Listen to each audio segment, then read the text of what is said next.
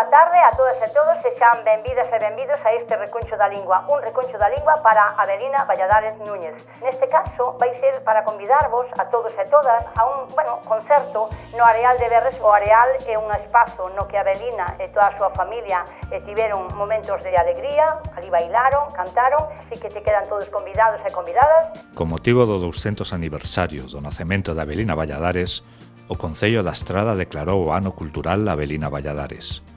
Unha das activistas culturais que leva anos promovendo a figura da cantora da Ulla é Pilar Bernárdez, a fundadora do espazo radiofónico O Recuncho da Lingua. Así que este ano 2025 por Avelina Valladares. Nos reclamamos dentro do Recuncho da Lingua este ano para Avelina Valladares, sucedeu, entón en Berres, estamos aí, eu estou aí apoiándome en quen podo para que Berres este presente nesta celebración.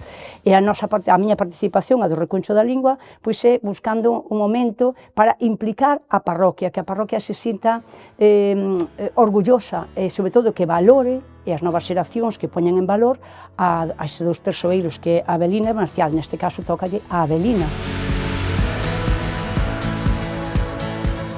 Co traballo e forza da sociedade civil, xunto co apoio e impulso do Concello, este ano vai se enchendo de actividades arredor de Avelina Valladares. E a que quixemos facer foi toda unha serie de actividades dende a publicación da súa obra teatral hasta a súa representación da mesma dese texto teatral, e quedan moitas cousas.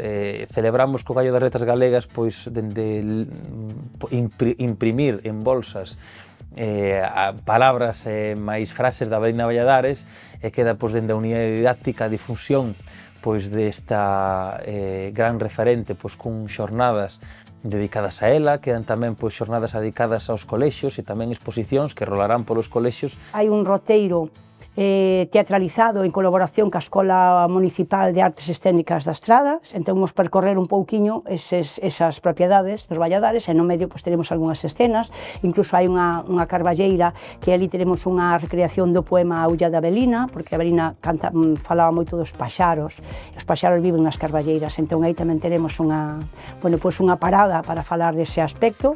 Hemos programado un club de lectura de Avelina Valladares ca xente de Berres.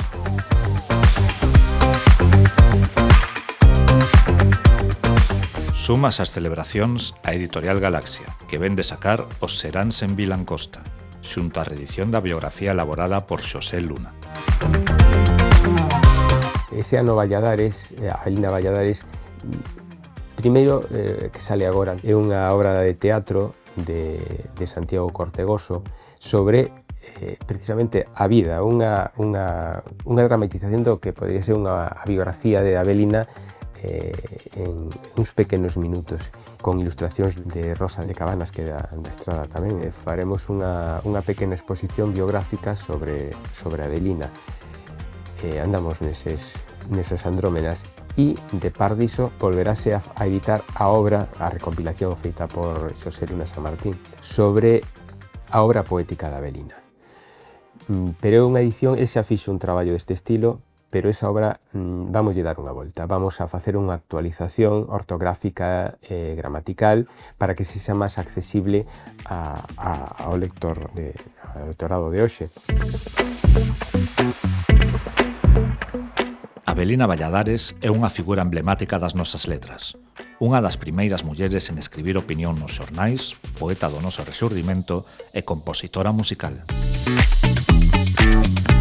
Avelina chama moitísima atención, como no segunda metade do século XIX, case ata principios do XX, é unha muller dun ámbito rural na parroquia de Berres, na Estrada, como publica na prensa da época, como escribe, como recolle moitísimos cantares e tradición oral galega, feito en galego ou feito en galego e castelán, non? Seguindo un pouco o rosel dos escritores daquela época, de seu irmán. Avelina Valladares foi unha muller descoñecida. Chámase a muller sin rostro, porque nunca deixou que a fotografasen, que nos primeiros tempos da fotografía en Galicia hai unha fotografía así das súas irmás que é moi interesante porque está impresa sobre seda e coloreada a man, pero ela nunca se deixou nin retratar, era moi modesta en ese aspecto e que non merecía a pena para sair na posteridade. Ela naceu en Vilancosta, na Casa Grande de Vilancosta, na parroquia de San Vicenzo de Berres, na Estrada, alá por 1825, no mes de outubro, e morreu 76 anos despois, en marzo de 1902.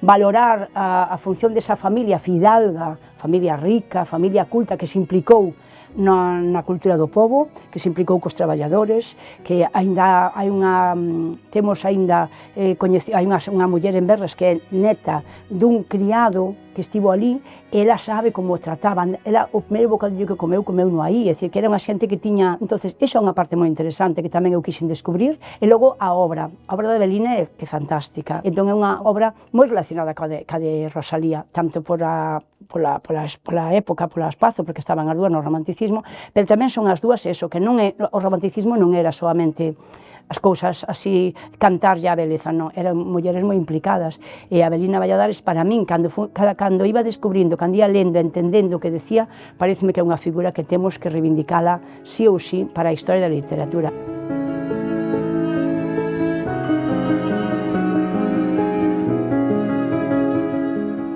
Estamos descubrindo de que esta muller, tan avanzado ao seu tempo, pois era moi difícil escribir en galego e escribir artigos de opinión, que se echa a primeira xornalista, polo menos da nosa zona, que escribira en galego e que publicara pois artigos de opinión, pois fai que sexa pois esa persoa tan avanzada ao seu tempo, tan referente, que cada día que coñecemos un pouco máis da súa biografía e da súa obra, pois nos sorprende un chisco máis do que foi e será pois esta cantautora da Ulla. En realidad é unha figura moi interesante, non? Que se está estudando, que se está dando a coñecer, e da que tamén é certo que non nos quedaron demasiadas mostras, entre elas unha mostra gráfica, non? Antón Losada Díaz, que é un dos primeiros intelectuais galegos que nos dá razón de Avelina Valladares, que a chegou a coñecer, dinos que era unha muller intrépida, unha muller que xa destacaba naquela época porque montaba a cabalo, por exemplo, que non era nada habitual nunha señorita, digamos, do seu estatus social. E Avelina, como dicía, compuxo, tocaba instrumentos, foi das primeiras mulleres que publicaron en prensa en Galicia. Non foi a primeira, por suposto. Ela publicou en El Eco de Galicia de Buenos Aires, en El Eco de Galicia da Habana, en El Compostelano, no Almanaque Gallego, no Heraldo Gallego, pequenos artigos moi variados. Sobre todo, interesáballe moito o ámbito da agricultura, como mellorar os cultivos.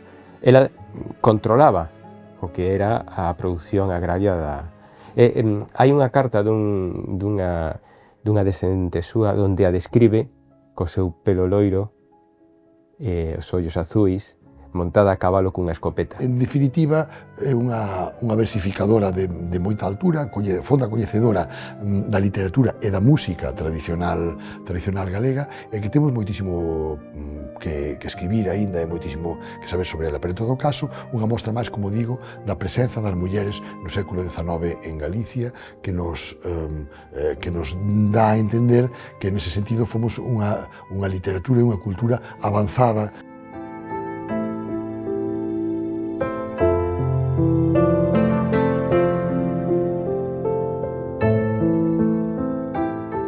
A memoria da Avelina Valladares seguiránnos. A memoria da poeta que escribiu, Xoíña de España, adorada Galicia, verxel dos encantos dos puros amores, experta que o tempo chegou da xustiza e a portas alleas non pides favores.